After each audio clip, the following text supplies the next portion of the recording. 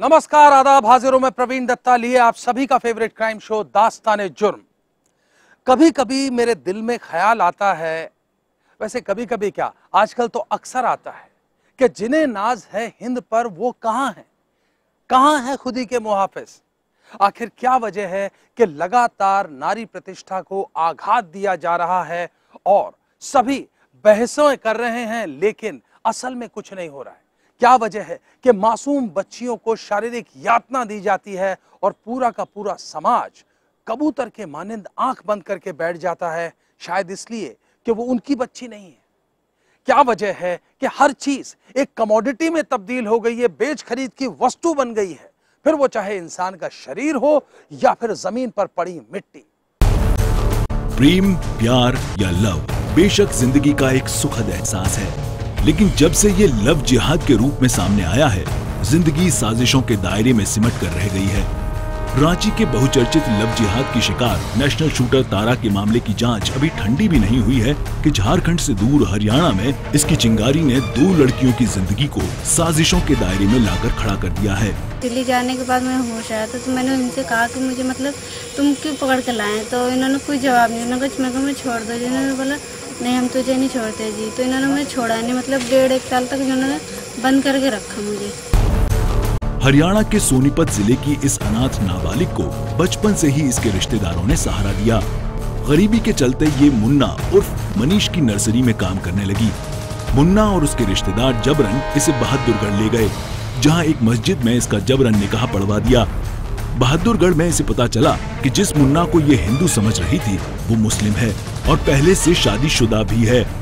इस सच्चाई का पता चलने के बाद आरोपियों ने इसे 1.5 साल तक बंधक बनाकर रखा और इस दौरान ये एक बच्चे की मां भी बन गई। उस दिन किसी तरह से ये आरोपियों के चंगुल से निकलकर अपने गांव पहुंची और पुलिस में मुन्ना और उसके साथियों के खिलाफ FIR दर्ज कराई। दर्ज करने के बाद लड़की का मेडिकल कराया और माननीय न्यायालय से इसके बयान कराया गए हैं।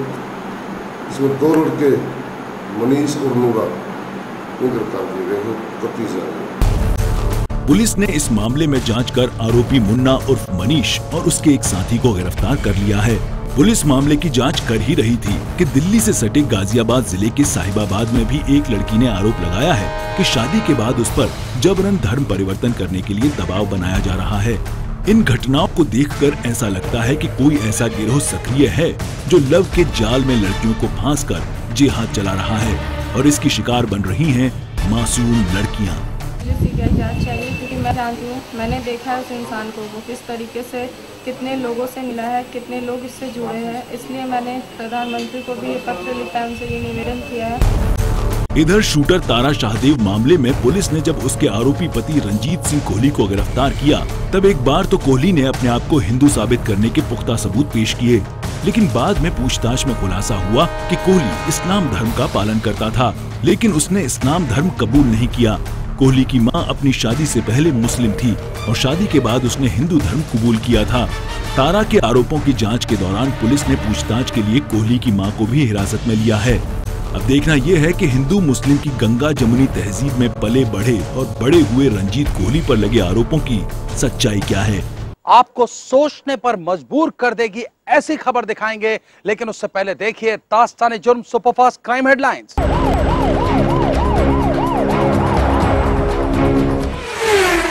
केंद्रीय रेल मंत्री सदानंद गौड़ा के बेटे पर लगा रेप का आरोप। बलात्कार पीड़िता कन्नड़ फिल्म अभिनेत्री की शिकायत पर पुलिस ने किया मामला दर्ज। महिला का आरोप, रेल मंत्री के बेटे कार्तिक ने की थी उससे शादी। शादीशुदा होने के बाद भी कार्तिक ने कल की है सगाई। पुलिस ने धारा 376 और 420 के तहत की जांच शुरू। रांची की नेशनल शूटर तारा शाहदेव केस में आया नया मोड़। गिरफ्तार कोहली ने 7 साल पहले ही अपना लिया था मुस्लिम धर्म। मां के साथ विदेश भागने की फिराक में था आरोपी।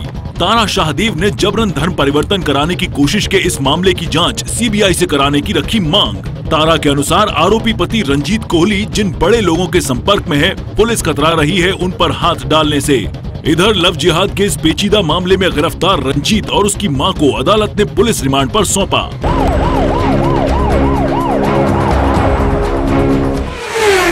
आज के एपिसोड की शुरुआत में मैंने आपको कहा था कि हमारे यहाँ सिस्टम फेल हो चुका है, यानी पुलिस सब कुछ कर रही है, बस अपनी ड्यूटी नहीं कर रही है। अब जो जुर्म की दास्तान आप देखेंगे उससे मेरी इस बात पर मोहर लग जाएगी। आतंक का न कोई रूप होता है न कोई मजहब, इसके बावजूद आज आतंक के कहर ने दुनिया में फैला रखी है दहशत। आतंकियों के मंसूबों का खुलासा उस वक्त ही होता है जब सुरक्षा बलों द्वारा पकड़ा जाता है कोई आतंकी। देश में ऐसी ही आतंकी साजिशों का खुलासा उस समय हुआ जब बिहार की राजधानी पटना में हुए आतंकी हमले के बाद पकड़े गए मोनू उर्फ तहसीन और पाकिस्तानी आतंकी मोहम्मद वकास ने पूछताछ के दौरान बताया कि उनकी अगली योजना बिहार के बुद्ध सर्किट से होकर गुजरने वाली ट्रेनों को निशाना बनाने की है।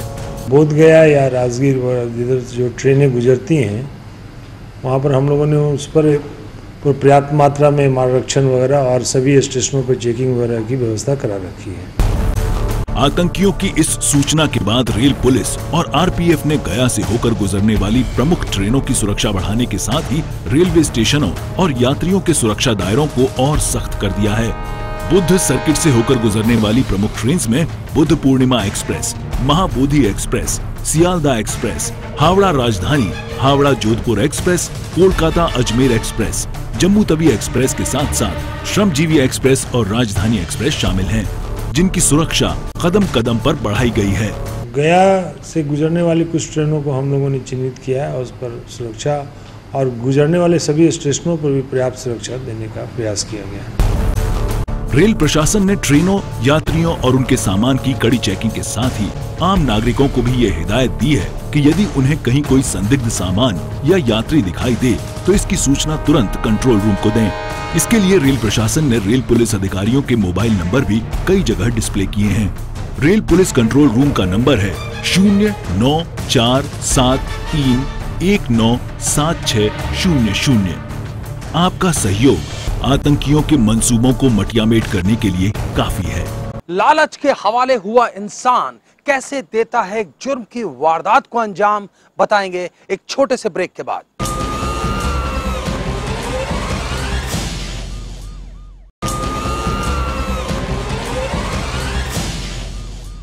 हमारे देश में लगातार अपराध बढ़ने का शायद सबसे बड़ा कारण यह है कि मौजूदा सिस्टम फेल हो गया है। जी हां, जिन लोगों पर कानून व्यवस्था को बनाए रखने की जिम्मेदारी है वो लोग मौजूदा कानूनों को क्रियान्वित करने में सफल नहीं हो पा रहे हैं। अगर मौजूदा कानूनों को ही क्रियान्वित कर दिया जाए तो मेरा ऐसा दावा है कि 80% अपराध होने से पहले ही रोके जा सकते हैं, लेकिन जाहिर बात है ऐसा नहीं हो रहा है। कहीं पुलिस दबंगों से खौफजदा दिखाई पड़ती है तो कहीं पुलिस राजनीतिज्ञों के प्रभाव में दिखाई पड़ती है। राजस्थान पुलिस का नारा है आम जन में विश्वास, अपराधियों में डर। इसी नारे की सार्थकता के लिए पुलिस अपने कर्तव्यों के प्रति हमेशा सजग रहती है, लेकिन कुछ अधिकारी ऐसे भी हैं जिनके लिए ये नारा महज कागजी दस्तावेज या साइन बोर्ड पर लिखी कोई इबारत है। झुंझुनू जिले में खेतड़ी नगर थाने के थानाधिकारी के द्वारा दबंगाई के चलते न सिर्फ कानून की धज्जियां उड़ाई गईं, बल्कि उन्होंने तो आम जन का विश्वास खोते हुए सलाखों के पीछे गिरफ्तार आरोपी को बदलकर दूसरे आरोपी को अंदर डाल दिया। ड्राइवर को कोई नहीं बदला गया है। ड्राइवर का जो नाम कार्ड लगा गया है, जिसका लाइसेंस लगा हुआ था, उन्होंने नामजद एफआईआर दर्ज कराई है, वही उसी को गिरफ्तार किया है और वही बंद है। मामले का खुलासा उस रात हुआ जब खेतड़ी कॉपर प्रोजेक्ट में जमशेदपुर से आए 10 लाख रुपए के माल को रिजेक्ट कर इसी ट्रक के जरिए वापस भेज दिया, लेकिन 2 दिन बाद ही वही ट्रक और वही ड्राइवर ट्रक की नंबर प्लेट बदलकर वही माल प्रोजेक्ट में ले आया। कॉपर प्रोजेक्ट में तैनात सुरक्षा कर्मी को ट्रक और उसके ड्राइवर पर जब संदेह हुआ तो उसने उसकी सूचना थाने पर दे दी। थानाधिकारी ने मौके पर पहुंचकर ट्रक के कागजात जब्त किए और ड्राइवर तथा उस कंपनी के मार्केटिंग मैनेजर के खिलाफ धोखाधड़ी करने का मामला दर्ज कर जांच शुरू कर दी। वही तो ट्रांसपोर्टर था, वही ड्राइवर था, मेरे को शक हुआ, मैंने उनको दोनों को रोक दिया कांटे पे।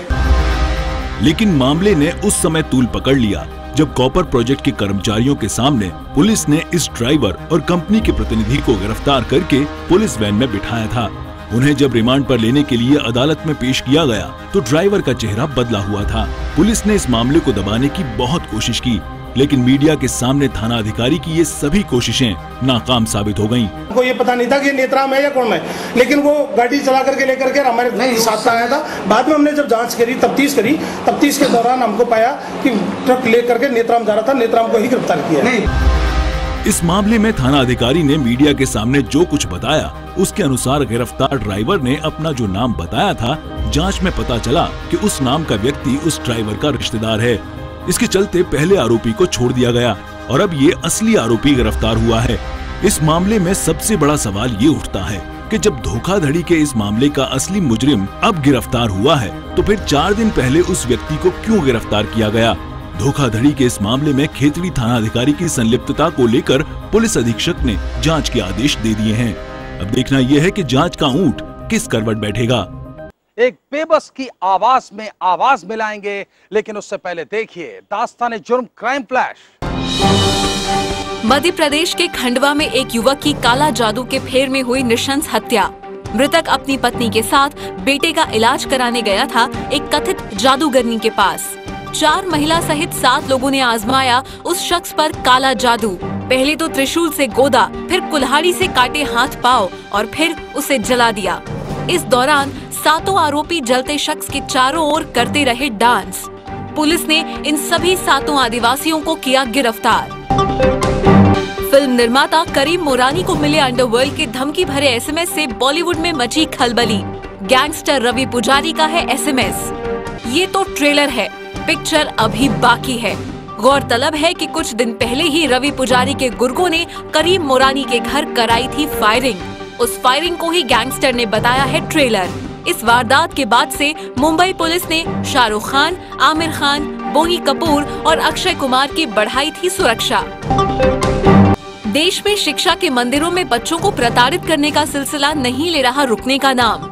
ठाणे महाराष्ट्र के बागड़ गुरुकुल इंटरनेशनल स्कूल के 2 टीचर्स की पिटाई बनी 3 छात्रों की मौत का कारण। तीनों छात्रों के शव स्कूल के पास बहती नदी से बरामद। पुलिस ने किया दोनों आरोपी टीचर्स को गिरफ्तार। उधर ग्वालियर के सिंधिया स्कूल में रैगिंग के 2 और मामले आए सामने। रैगिंग से परेशान इन छात्रों को उनके परिजनों ने स्कूल से निकाला। गौरतलब है कि इसी स्कूल में कुछ दिन पहले बिहार के एक मंत्री के बेटे के साथ रैगिंग का मामला आया था सामने। हमारे देश में महिलाओं, लड़कियों की स्थिति के बारे में दीवार पे लिखे नारे क्या कहते हैं, पोस्टरों पे छपे नारे क्या कहते हैं, सरकारी आंकड़े क्या कहते हैं, इस सब से कोई मतलब नहीं। हकीकत यह है कि शायद हमारे देश के हालात अब ऐसे हो चुके हैं कि हमारे देश में लड़की होना, महिला होना ही सबसे बड़ा गुनाह हो गया है। नियति हो गई एक महिला की प्रताड़ना। राष्ट्रीय अपराध रिकॉर्ड ब्यूरो के अनुसार दुष्कर्म पीड़ित महिलाओं में 94.4% महिलाएं अपने परिचितों की वासना का शिकार बनती हैं। बलात्कार के मामलों में अव्वल मध्य प्रदेश में शाजापुर के जिला अस्पताल में भर्ती ये महिला भी अपने उस परिचित की हवस का शिकार बनी, जिसके यहाँ काफी समय से ये मजदूरी कर रही थी। 1 साल से हो रहा है मेरे साथ, ब्लैकमेल करता जा रहा हूँ। मुझे बोलता है अगर किसी से बोलेगी ना आपको ये केस बता दूंगा सबको। पीरछा थाना के बाडिया सोन गांव में रहने वाली इस महिला के साथ आरोपी ने पहली बार चाय में नशीली दवा पिलाकर बलात्कार किया और पूरे कांड का मोबाइल से एमएमएस बना लिया। इसके बाद उस एमएमएस को उजागर करने की धमकी देकर इसको 1 साल से अपनी हवस का शिकार बना रहा था। इसी यौन शोषण से परेशान होकर उस दिन पीड़िता ने अपने घर जहर खाकर अपनी मौत को गले लगाने की कोशिश की थी। घर बुलाने के बाद उसकी मिसेस ने चाय दी गई, चाय के अंदर नशीली दवाई थी, दवाई के कारण वो बेहोश हो गई। इसके बाद में बहादुर जायसवाल ने मेरी पत्नी की इज्जत लूटी। जिला अस्पताल से महिला द्वारा जहर खाने की सूचना मिलने पर पीरछा थाना पुलिस ने मामला दर्ज कर जांच शुरू की। पुलिस उस मोबाइल की तलाश कर रही है जिससे पीड़िता का एमएमएस बनाया गया है। आरोपी फरार हैं। आरोपी की तलाश के साथ ही पुलिस ने मामले में मदद करने के लिए आरोपी की पत्नी के खिलाफ भी मामला दर्ज किया है। जुर्म की अगली सच्ची दास्तान आप देखें, उससे पहले लेते हैं छोटा सा एक ब्रेक।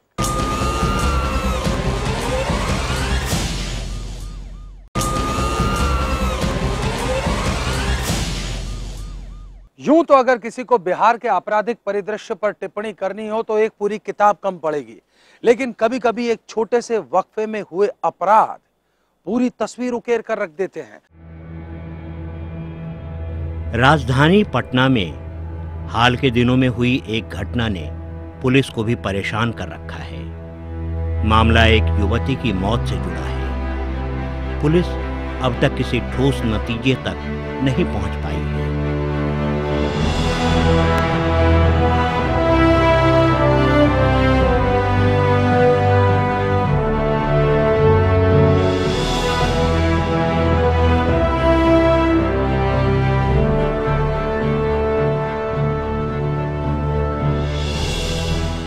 पुलिस के सामने अभी भी ये सवाल बना हुआ है कि क्या मृतिका सोनी की मौत हत्या या आत्महत्या है?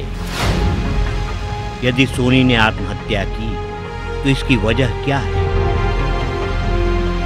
पुलिस अभी इन सवालों को ढूंढने में लगी है। हालांकि अभी तक पुलिसिया तफ्तीश में आत्महत्या की ही बातें सामने आ रही हैं। बीते 23 जुलाई को इसके पुरी थाना अंतर्गत राजापुर पुल के समीप स्थित राम जानकी मंदिर कैंपस में एक युवती का शव मिलने से फैल गई सनसनी। दरअसल युवती की लाश इस राम जानकी मंदिर स्थित कुएं से मिली। इस बात का खुलासा तब हुआ जब शिया बिहारी कुंज ठाकुरबाड़ी के महंत नागेंद्र दास सुबह कुएं से पानी निकालने के लिए गए थे। तभी पता चला कि कुएं में किसी का शव गिरा हुआ है। घटना की सूचना मिलते ही आसपास के लोग इकट्ठा हो गए। साथ ही स्थानीय एसके पुरी थाने के पुलिस पहुंचकर लाश को कुएं से निकाला। प्रथम दृष्टया स्थानीय लोगों का आरोप है कि ठाकुरवाड़ी के महंत नागेंद्र दास ने युवती की हत्या कर शव को कुएं में डाल दिया है। लाश सर कुआं में डाला हुआ था। कुआं में डालने के बावजूद वो लाश सुबह में 7 बजे निकली। अब सर इसमें घुसने का रास्ता नहीं है। 7 बजे के बाद घुसने का रास्ता नहीं है तो ये देखा जाए कि इधर से छलदवारी घेरा हुआ है, इधर से चारों तरफ से घेरा हुआ है, तो लाश सर उसमें अंदर कैसे गया ये तो महंत जी बतलाएंगे। मोहल्ला का लोग का 7 बजे भोर में पता चला। शव की शिनाख्त पड़ोस में ही रहने वाली सोनी के रूप में हुई। पुलिस को ये पता नहीं चल पा रहा था कि सोनी की मौत कैसे हुई। क्या इसके पीछे कोई गहरी साजिश थी? क्या इसमें महंत का हाथ था? पुलिस सारे बिंदुओं को ध्यान में रखकर अनुसंधान में जुट गई। साथ ही उसने सोनी के कॉल डिटेल्स रिकॉर्ड को भी खंगालना शुरू कर दिया। इधर पुलिस ने सोनी के शव को पोस्टमार्टम के लिए भेज दिया। मंदिर प्रांगण में कुआं है, उसमें एक लाश है। उसी सूचना पर हम लोग यहाँ पर आए हैं। लाश रिकवर किया गया है। छानबीन जारी है, अपना पता चलेगा। है मेस्तर को बुलवा करके लाश बाहर निकलवाए हैं, उसी में पहचान हुई। पोस्टमार्टम रिपोर्ट में भी पुलिस को कोई खास सफलता नहीं मिली। पोस्टमार्टम रिपोर्ट में ये पता नहीं चल पाया कि आखिर सोनी की मौत कैसे हुई। पुलिस ने फिर बिसरा जांच के लिए भेज दिया। इधर सोनी के परिजनों ने हत्या की रिपोर्ट इसके पुरी थाना में दर्ज किया। उन लोगों का आरोप था कि सोनी की हत्या में कहीं न कहीं महंत का हाथ है। मृतका सोनी बोरिंग रोड स्थित एक प्राइवेट कंपनी में जॉब करती थी। मंगलवार 22 जुलाई को देर शाम किसी का मोबाइल पर फोन आया था। उसके बाद जल्द आने की बात कहकर वो घर से निकल गई थी। बाद में देर रात तक वो वापस घर नहीं लौटी। अगले दिन रहस्यमय तरीके से उसका शव ठाकुरवाड़ी के कुएं से बरामद हुआ। पुलिस ने सोनी के सीडीआर को खंगालना शुरू किया। पुलिस ने कॉल डिटेल्स से पता किया कि एक युवक से सोनी का लगातार फोन पर बात हुआ करता था। युवक सोनी से घंटों मोबाइल पर फोन पर बात करती थी। जहां एक और सोनी के परिजन और स्थानीय लोग महंत पर हत्या का आरोप लगा पुलिस की कार्यशैली पर सवाल खड़ा कर रहे थे, तो वहीं पुलिस ने कॉल डिटेल रिकॉर्ड से पता किया कि जिस युवक से सोनी की बात हमेशा होती थी और घटना के पहले तक अंतिम बार जिस युवक से बात हुई थी वो रिश्ते में मृतिका का चाचा लगता था। इस मामले में जांच की गई थी, जांच के और की जा रही है। तो जांच के क्रम में यह पता चला है कि जो मृतिका है उनकी बात मोबाइल के CDR के माध्यम से निकाला गया। तो उनकी जिनसे बात हुई है लास्ट में, वो उनके परिवार के ही कुछ रिश्ते में चाचा लगते हैं और उनको पूछताछ के लिए लाया गया है। अभी पूछताछ की भी जा रही है और पूछताछ के बाद स्थिति स्पष्ट हो जाएगी। मृत्यु समीक्षा रिपोर्ट जो पोस्टमार्टम रिपोर्ट होता है उसमें भी कोई स्पष्ट मंतव्य नहीं दिया गया है, लेकिन हमें ये पूर्ण उम्मीद है कि उनसे पूछताछ के बाद स्थिति क्लियर हो जाएगी। रांची से लाया गया? हाँ, रांची से। अनुज नाम क्या? हाँ, अनुज नाम। चाचा अनुज दानापुर का रहने वाला है। सोनी हमेशा उससे मिलने दानापुर जाया करती थी। पुलिस ने चाचा अनुज को रांची से धर दबोचा। चाचा अनुज की रांची में नौकरी लगी थी, लिहाजा घटना के दिन वो रांची में ही था। अनुज की गिरफ्तारी के बाद पता चला कि ये प्रेम प्रसंग का मामला है। दरअसल दोनों के बीच वर्षों से प्रेम प्रसंग चल रहा था। दोनों शादी करना चाहते थे, लेकिन इसके लिए सोनी के परिजन तैयार नहीं थे। उसके बाद परिजनों ने सोनी की शादी दूसरी जगह ठीक कर दी थी। पुलिस अनुज के मोबाइल का कॉल डिटेल्स जब निकाली तो दोनों के बीच लंबे समय तक बातचीत करने का प्रमाण मिला। सोनी अक्सर अनुज से कहती थी कि यदि वह उससे शादी नहीं की तो वह अपनी जान दे देगी। पुलिस को इस घटना में अनुज के खिलाफ कोई ज़्यादा साक्ष्य नहीं मिले, लिहाजा पुलिस ने अनुज को आत्महत्या करने के उकसाने के आरोप में जेल भेज दिया। इस मामले में ये तो स्पष्ट हो गया ये मामला प्रेम प्रसंग से जुड़ा है, पर सवाल है कि सोनी ने आत्महत्या की है या फिर किसी ने उसकी हत्या कर शव को कुएं में फेंक दिया है। ये तो पुलिस के अनुसंधान के बाद ही पता चलेगा। अगर आप भी अपने आसपास घट रहे किसी अपराध को दास्ताने जुर्म में देखना चाहते हैं तो उठाइए अपना मोबाइल फोन, मैसेज मोड में जाइए, टाइप कीजिए DEJ, स्पेस दीजिए, अपना और अपने शहर का नाम लिखकर भेज दीजिए 56000606 पर। अगर आपके पास हमारे कार्यक्रम के लिए सकारात्मक या नकारात्मक कैसी भी कोई प्रतिक्रिया है तो आप हमें पत्र भी लिख सकते हैं। हमारा पता नोट कीजिए, Dastane Jurm, ETV 5/96A, Bhawani Singh lane, Bhawani Singh road, C scheme, Jaipur. और अगर आप इंटरनेट इस्तेमाल करते हैं तो आप अपनी प्रतिक्रिया हमें ट्विटर और फेसबुक पर भी दे सकते हैं।